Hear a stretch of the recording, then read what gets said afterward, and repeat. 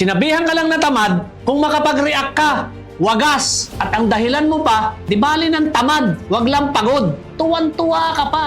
Ayos lang sana kung joke lang. Kaso, pinanindiganan mo ang katamaran mo. Wala ka pa rin pagbabago sa buhay mo. Tamad ka pa rin. Nakahilata ka pa rin maghapon. Palamunin ka pa rin ng magulang mo. Hindi ka na nahiya sa sarili mo. Mahiya ka naman sa mga magulang mo na naghahanap buhay para sa'yo. Imbis na makatulong ka sa kanila, pabigat ka pa. Imbis na nag-iipon sila para sa kanila, iniintindi ka pa nila. Dagdag ka pa sa pasanin nila.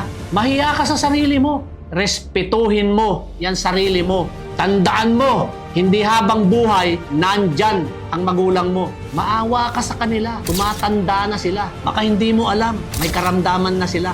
Bigyan mo naman sila ng pagpapahalaga. Yung magkaroon ka ng magandang trabaho o hanap buhay, kaligayahan nila yan. Matutuwa yan sila. Tinitiyak ko sa'yo, ipagmamalaki ka nila na nakatayo ka na sa sarili mong mga paa. Real talk lang, mga ma'am sir. Huwag kang pabigat sa magulang. Gumawa ka ng paraan para maghanap buhay. Huwag mong iasa ang buhay mo sa mga magulang mo dahil hindi panghabang buhay na nandyan sila para sa'yo. Magbago ka.